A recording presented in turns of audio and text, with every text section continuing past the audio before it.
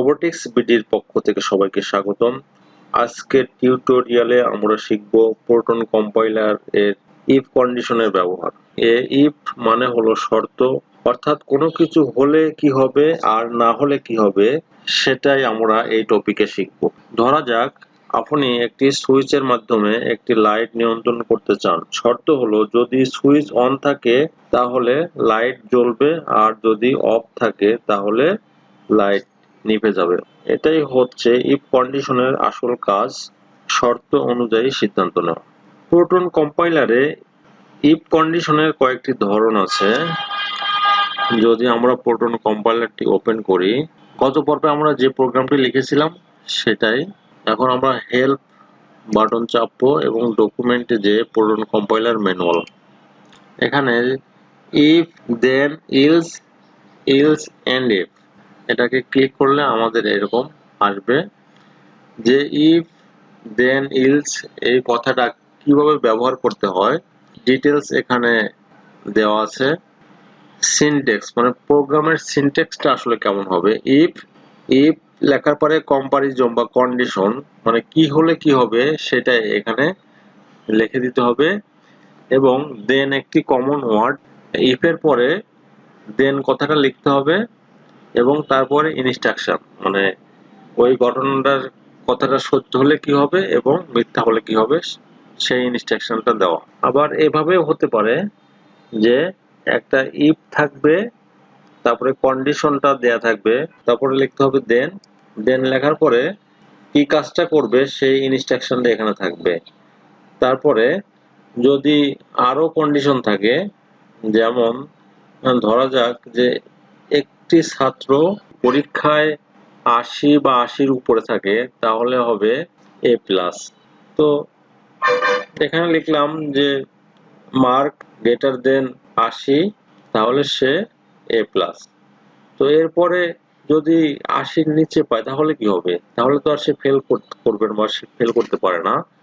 তো এখানে আরেকটা কন্ডিশন যে ইলস ইফ সে যদি 70-এর উপরে পায় এবং 80-র নিচে পায় তাহলে এ মাইনাস। তো এইভাবে আরো অনেকগুলো কন্ডিশন হতে পারে।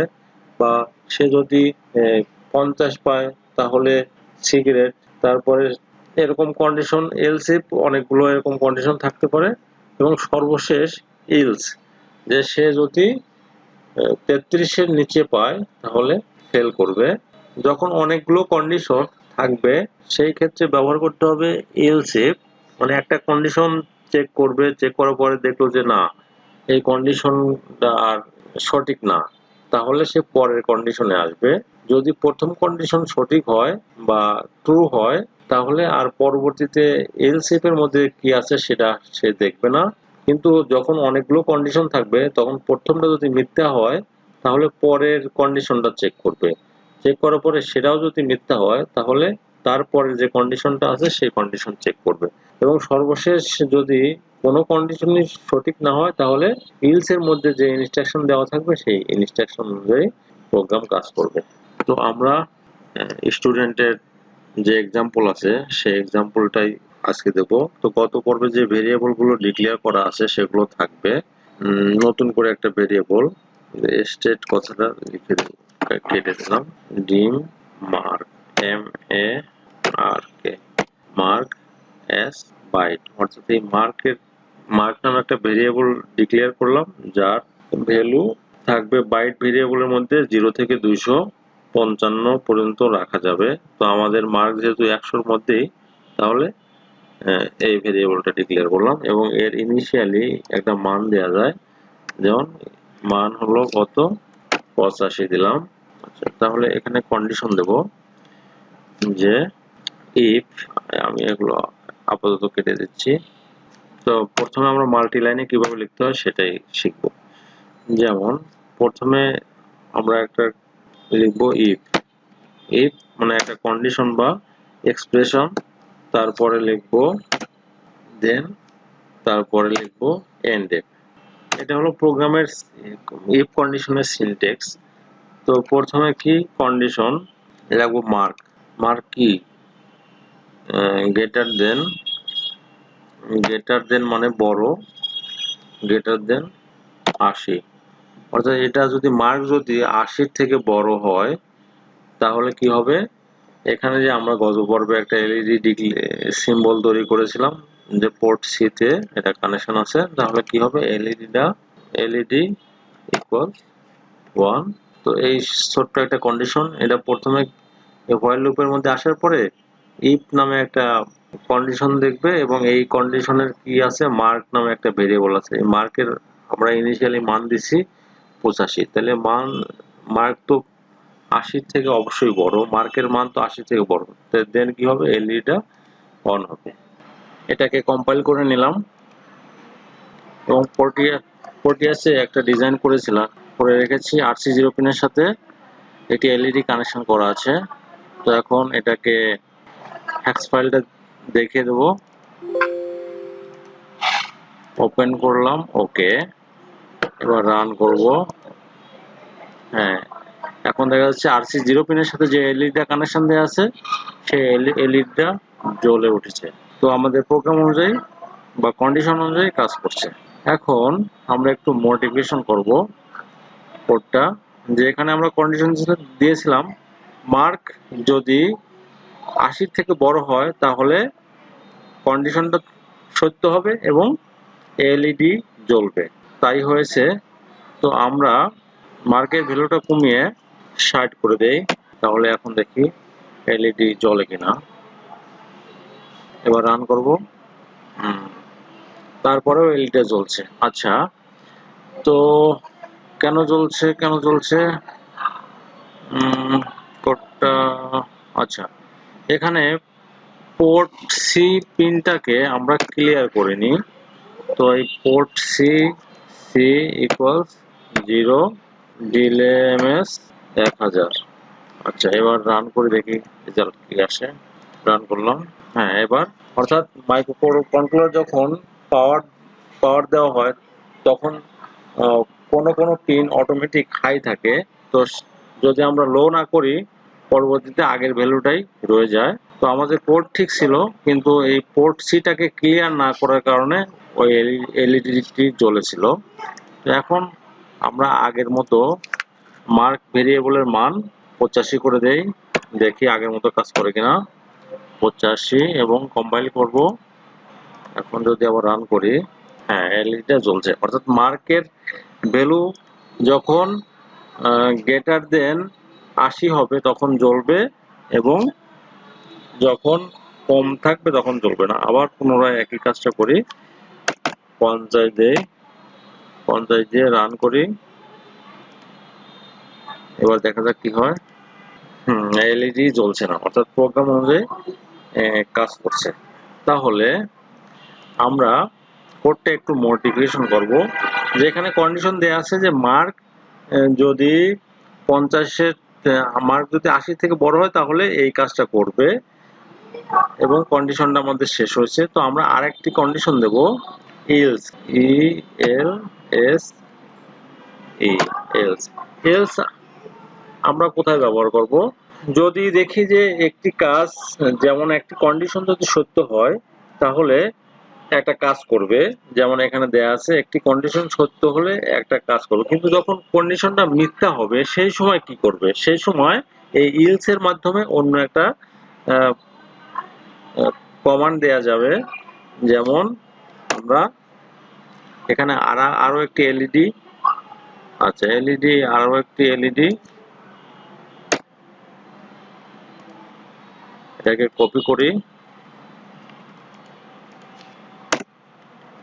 এখানে এলইডি 2 দিলাম, এলইডি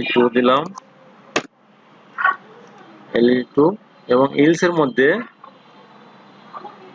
RC7 নম্বর পিন, এবং এখানে G7.0 আউটপুট হিসেবে ডিক্লেয়ার করাই আছে। তো এখন এলস যদি এই কন্ডিশনটা সত্য হয় তাহলে এই কাজটা করবে, আর যদি মিথ্যা হয় তাহলে এলস কি হবে, LED2 ইকুয়ালস 1 হবে। আচ্ছা, এবার যদি আমরা কম্পাইল করি এবং এখানে হার্ডওয়্যার ডিজাইন একটু চেঞ্জ করে দেই, আরো একটি এলইডি নিলাম,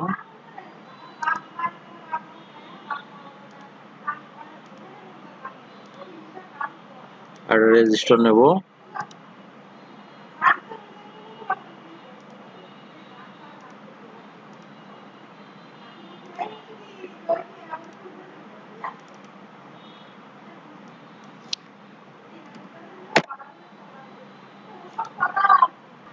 এখন যদি আমরা কোডটা রান করি তাহলে দেখা গেল যে 2 নম্বর এলইডিটা জ্বললো।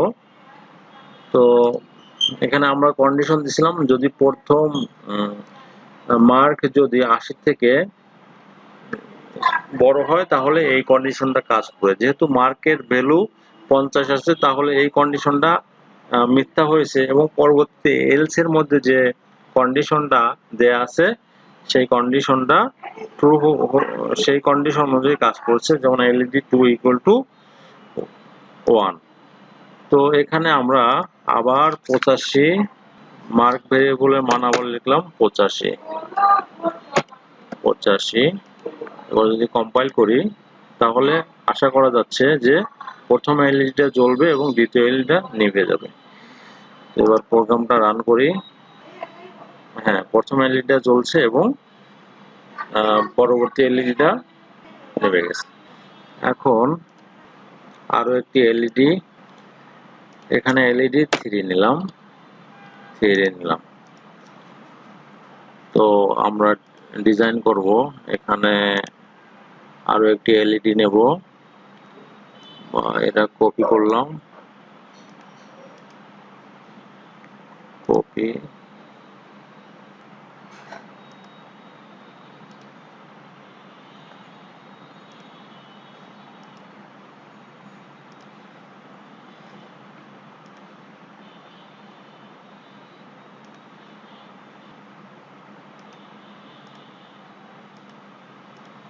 এখানে আমরা আরো একটি এলইডি কানেকশন করলাম 2 নম্বর পিনের সাথে, RC1 পিনের সাথে। তো এখানে আমরা RC1 পিনটাকে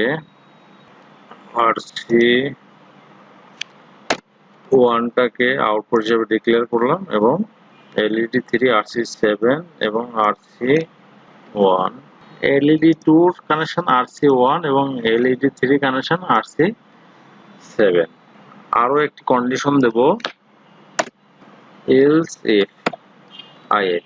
এই কন্ডিশনটা আসলে কিভাবে কাজ করে?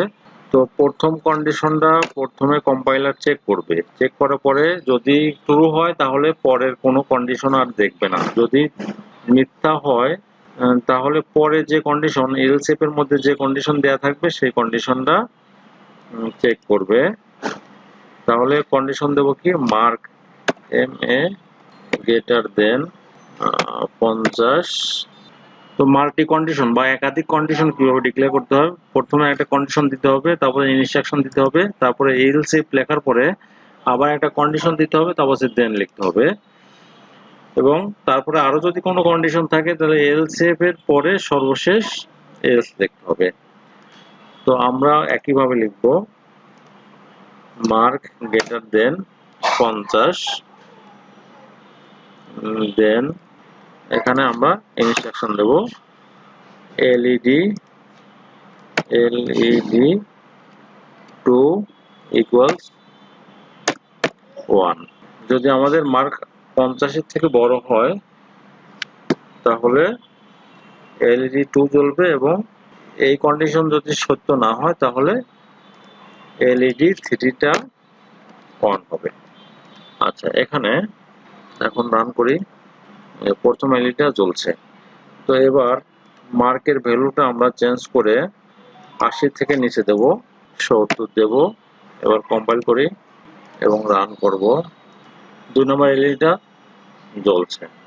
আমরা মার্কের ভ্যালু আবার কমিয়ে 50 এর নিচে 40 করি, 40 করলে এবার কম্পাইল করি এবং রান করব। তাহলে প্রথম দুটো এলইডি জ্বলে না এবং সর্বশেষ এলইডিটা জ্বলবে, বা 3 নম্বর এলইডিটা জ্বলছে। তো এখন এখানে আমাদের মার্কের ভ্যালুটা হলো 40। তো প্রথম কন্ডিশনে দেওয়া ছিল মার্ক যদি গ্রেটার দেন 80 হয় তাহলে এটা ট্রু হবে, কিন্তু গ্রেটার দেন মানে 80 থেকে যদি বড় হয় তাহলে এই কন্ডিশনটা সত্য হবে।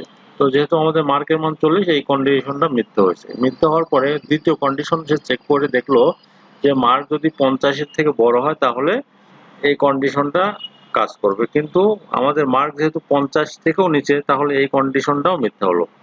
তাহলে সর্বশেষ কি লিখেছিলাম যে ইলস, অর্থাৎ এই দুটা কন্ডিশন যদি মিথ্যা হয় তাহলে এলস এর মধ্যে যা থাকবে সেই ইনস্ট্রাকশনটাই কাজ করবে। তো সেই ইনস্ট্রাকশন কাজ করেছে, LD3 অন হয়েছে। তো আমরা আমাদের এই ইফ কন্ডিশন গুলো খুব ভালোভাবে বুঝতে হবে, কারণ প্রত্যেকটা প্রোগ্রামে আমরা ইফ কন্ডিশনের ব্যবহার করব, এবং যদি কোনো প্রশ্ন থাকে আমাকে জিজ্ঞাসা করবেন, আমি বুঝিয়ে দেওয়ার চেষ্টা করব। এতক্ষণ রোবোটিক্স বিডির সাথে থাকার জন্য ধন্যবাদ। চ্যানেলটিকে সাবস্ক্রাইব করে রাখুন এবং নোটিফিকেশন বেল বাজিয়ে রাখুন, যাতে পরবর্তী ভিডিও নোটিফিকেশন আপনার কাছে পৌঁছে যায়।